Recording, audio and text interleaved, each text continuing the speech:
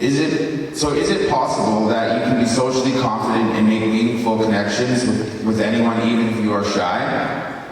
Our keynote speaker proves that yes, you can overcome your fears and successfully build connections wherever you go. Richard Lee Tai graduated from the University of Lethbridge in spring of 2021 with a Bachelor of Arts in Music. While he was actively involved in the university community through clubs and hosting events, he had long struggled with loneliness and finding a sense of belonging. Since graduating, he has delivered a TED Talk on how to find excuses to connect and founded his own business that is helping people like yourselves to develop more confidence, make friends, and cultivate in long-lasting connections. He believes that if he can go from being shy to confident, so can you. You simply need to apply the lessons that he learned through his mentors and personal experiences. With that being said, please help me welcome Richard Lee Tai.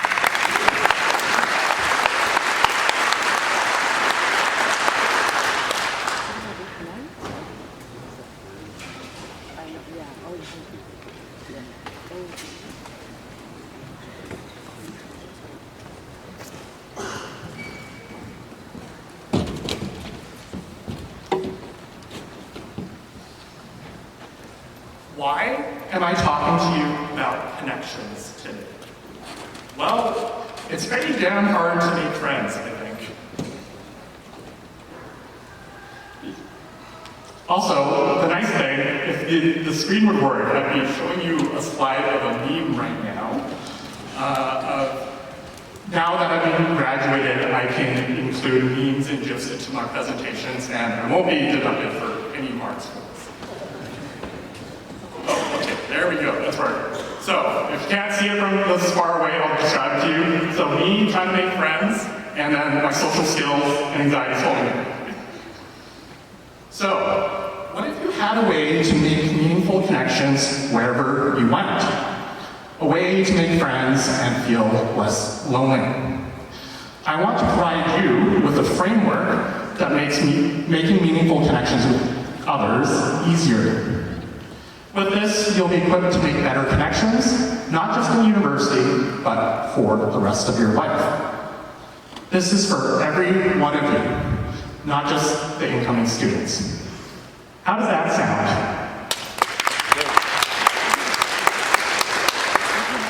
Over the past 2 years, we've been socially isolated.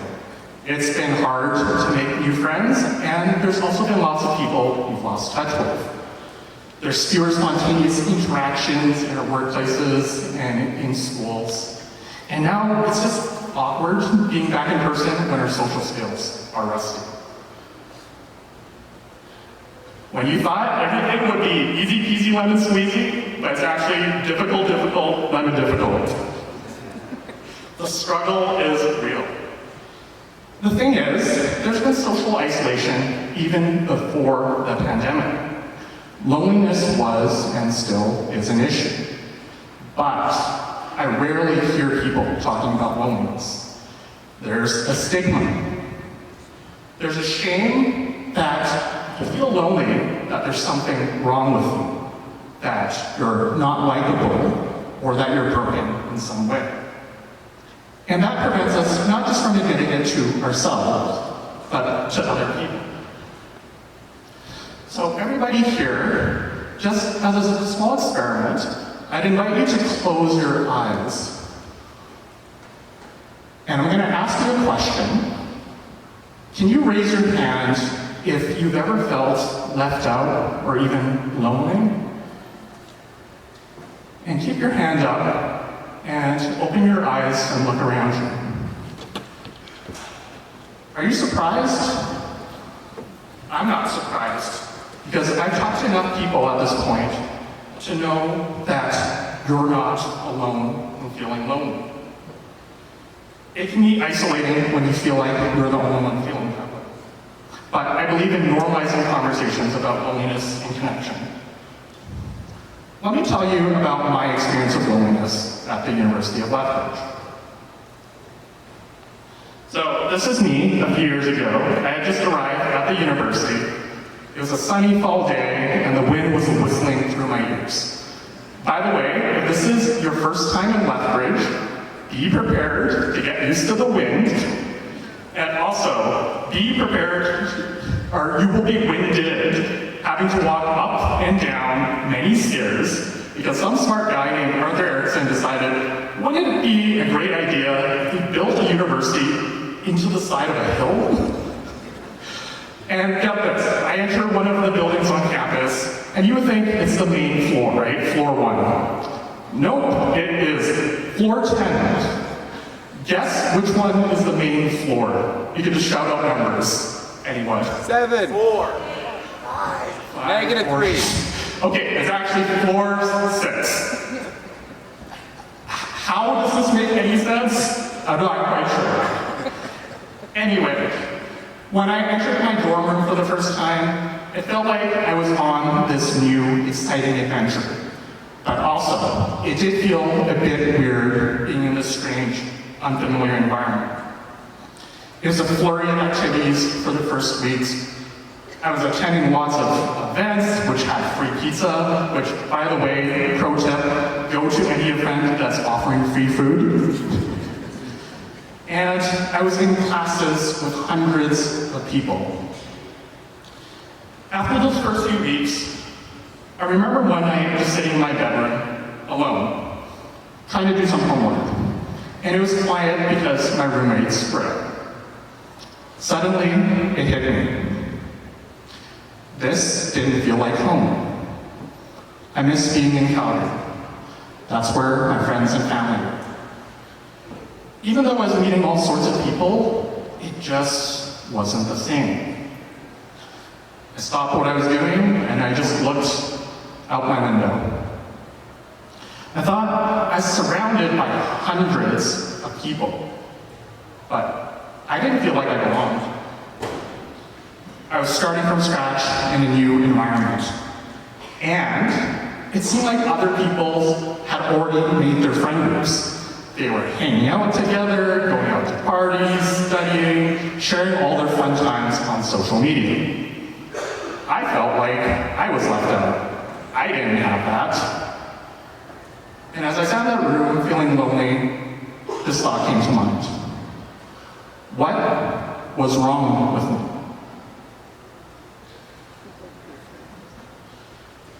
That's where I started, but flash forward a few years, I connected with hundreds of people, and Lethbridge became a second home. Started from the bottom, and now I'm here. This is the wall of photos in my room. These are students, professors, and staff that I connected with. Every time I walked down the hallway, I'd run into someone I knew, and we'd wave hi to each other. It got to the point where I had to be strategic with where I chose to sit on campus. There's this busy intersection outside the Starbucks, and I made the mistake of choosing to sit there to study one day.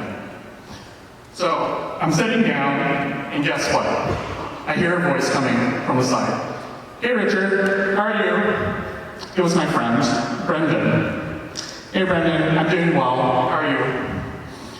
And after chatting for 10 minutes, I had to tell him, it's great chatting, I think I need to get back to my work, but I'll chat with you later. Sounds good, no worries. And so I go back to typing on my computer, and out of the corner of my eye, I spot someone else approaching me. Hi Richard, is that you? How are you doing? Needless to say, I did not get any studying done. But it was in that moment that I realized how strong of a community I had built for myself and how many people I knew. So you might be thinking to yourself, that's great and all, Richard, but how? How did you go from being this lonely person in this residence dorm to walking down the hallway and running into a person every time? I'm going to turn to an expert. Dr. Sheldon Cooper.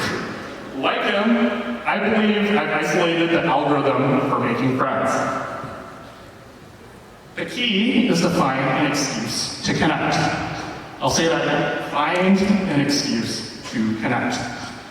This is a model I adapted from another TEDx speaker, Keynote, who shares a strategy called triangulation. There's you, there's someone else, and then there's a third point in between the both of you, forming a triangle. This becomes the common ground for you to connect.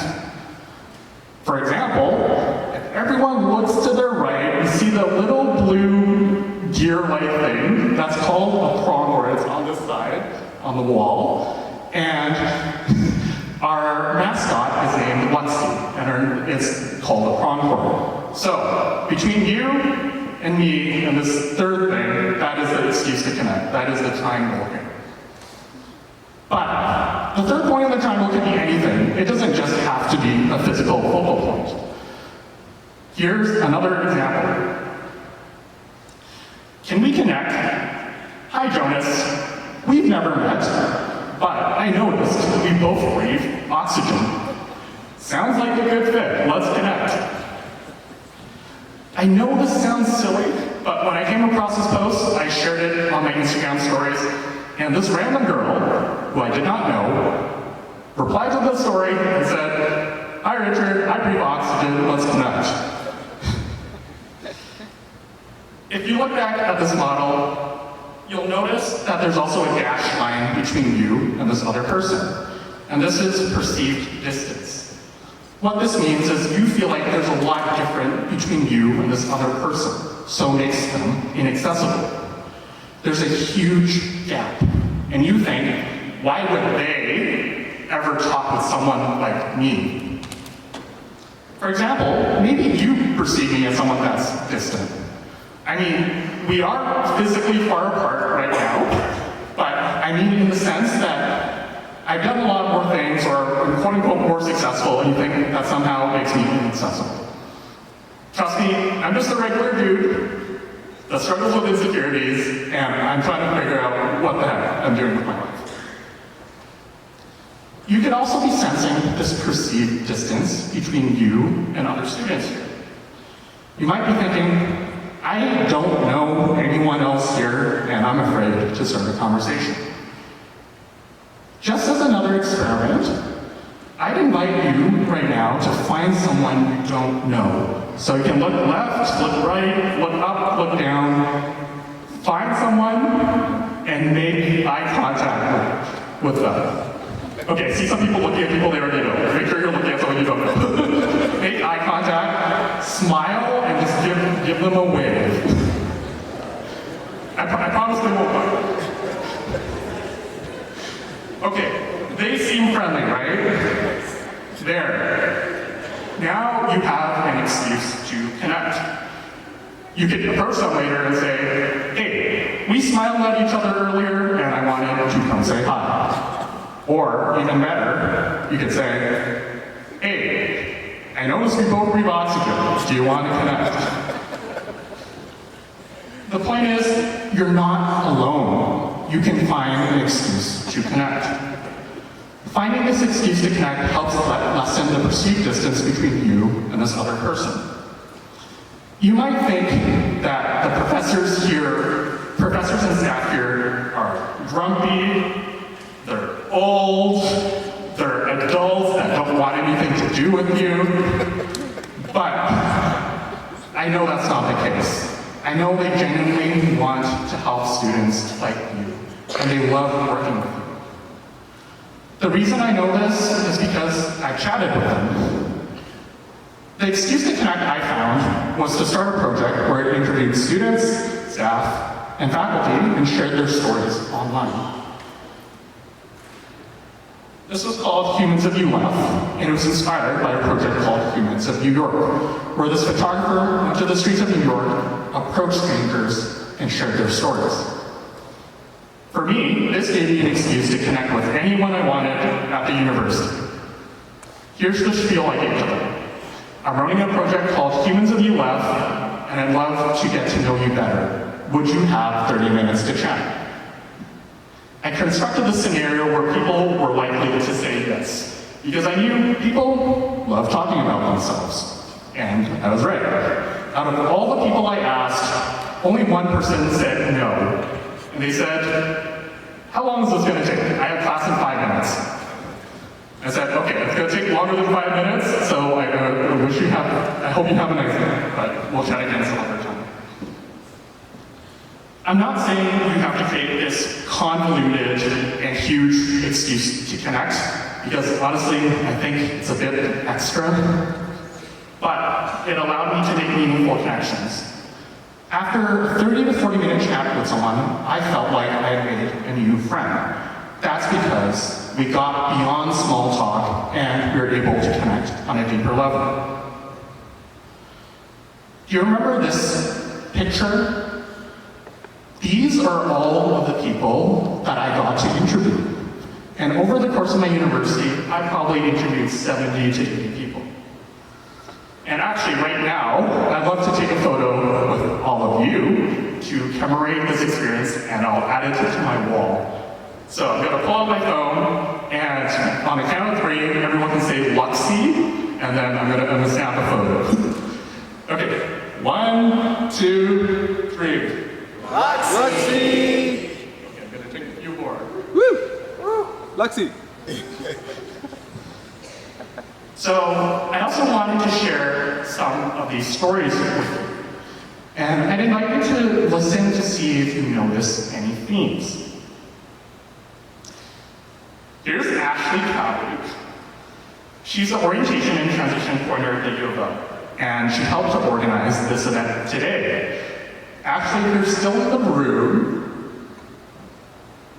I don't see her, but if we could just give her a round of applause for organizing this event.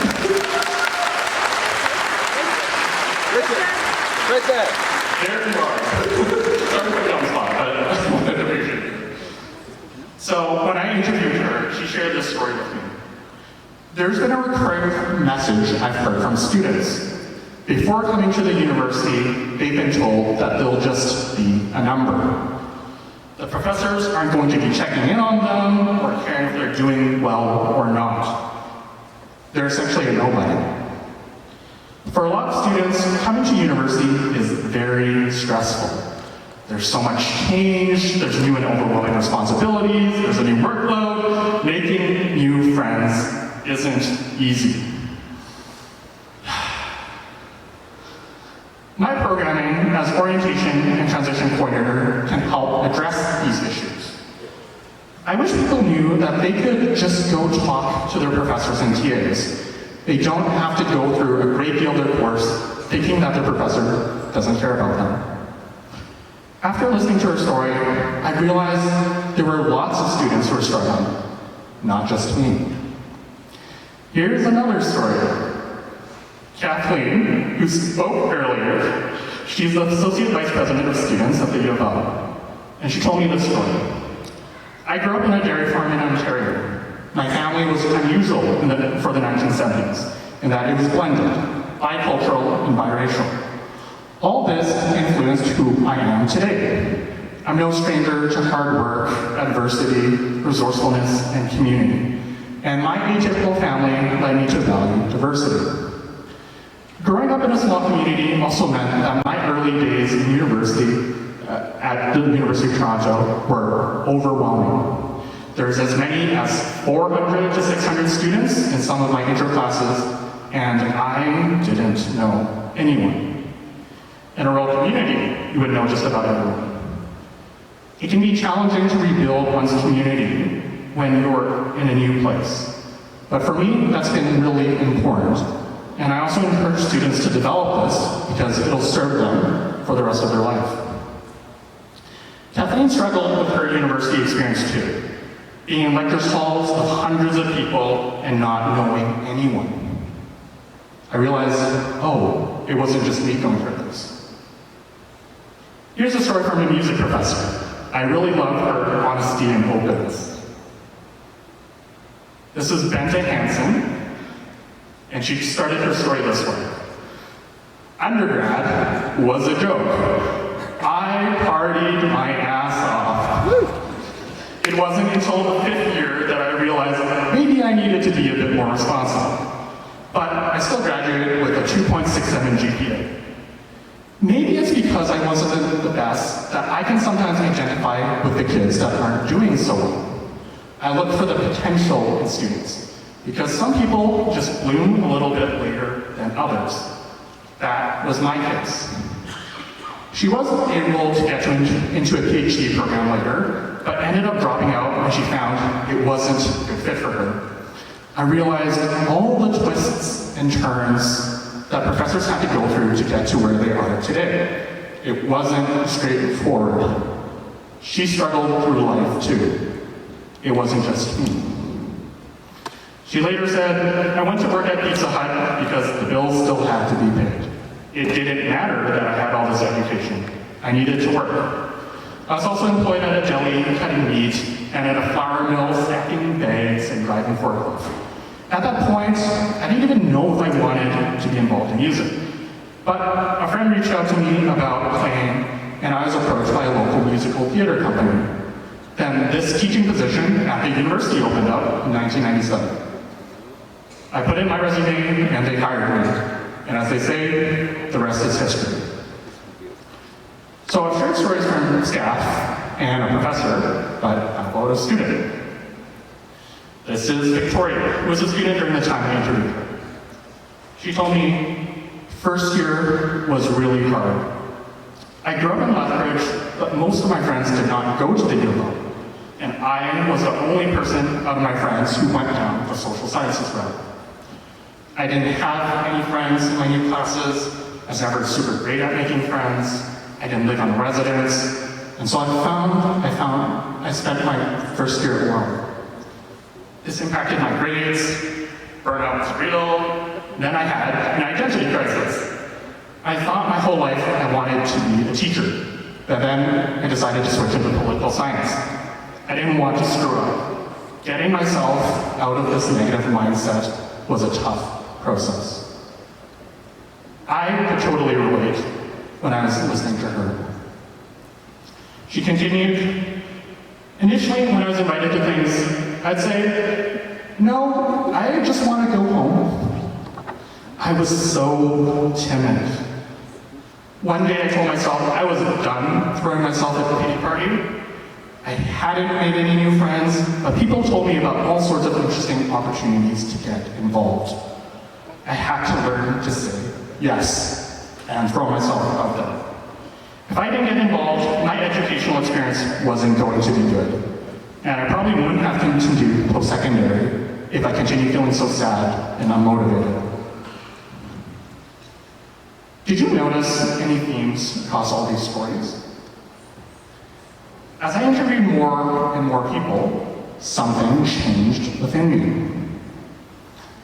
When I was sitting alone in my residence dorm during first year, I was thinking, why was I feeling lonely? What was wrong with me? But talking to these people made me realize that other people had experienced and understood the challenges of coming to university. Other students struggled to make friends during their first year and worried about how they were going to fit in. It wasn't just me. I thought to myself, they've gone through the same thing. I wasn't alone. There wasn't anything wrong with me. It's part of the normal human experience to feel lonely sometimes, especially during a big transition like going to university. I wasn't alone. Like Ashley said, you're not just going to be a number. You're not a nobody. Kathleen moved from a rural town and was suddenly overwhelmed in university, being in these huge lecture halls and not knowing anyone. Benta partied throughout university and graduated with a 2.67 GPA, but she's able to relate to these students who are struggling. Victoria grew up in Lethbridge, but spent most of her first year alone. She would say no when invited to things until she learned to say yes and throw herself out there. They struggled, I struggled, we struggled. The struggle is real. Earlier, I had asked, what if you had a way to make meaningful connections wherever you went? Well, here is the way. Recognize that you're not alone and then find an excuse to connect.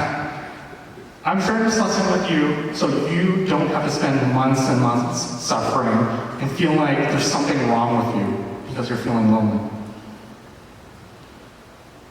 Recognizing that you're not alone and that you actually have more in common than you think.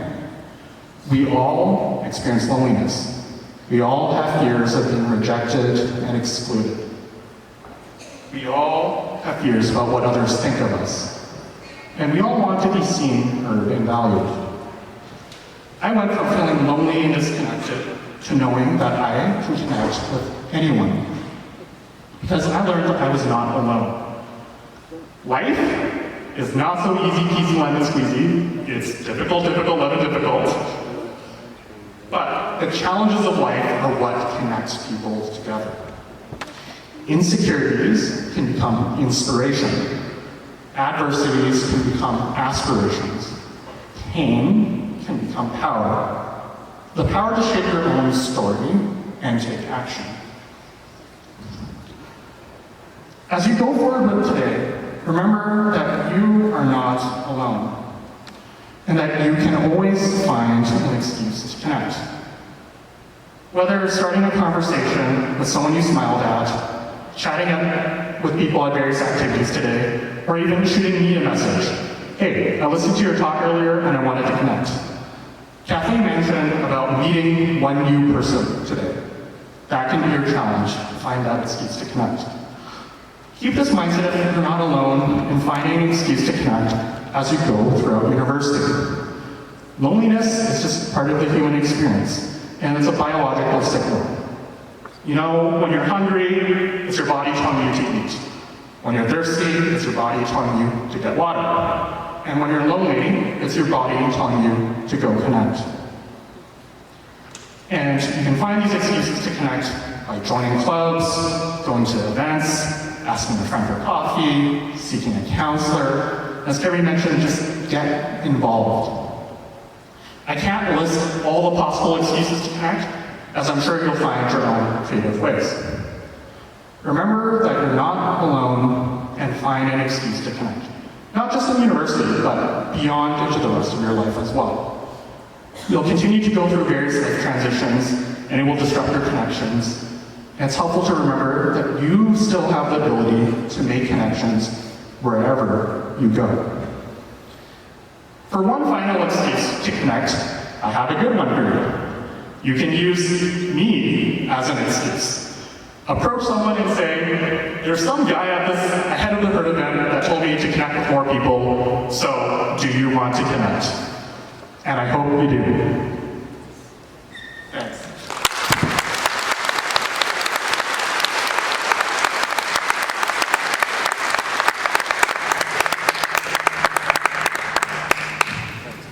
I have to say, difficult, lemon, difficult might be my new favorite thing I've ever heard.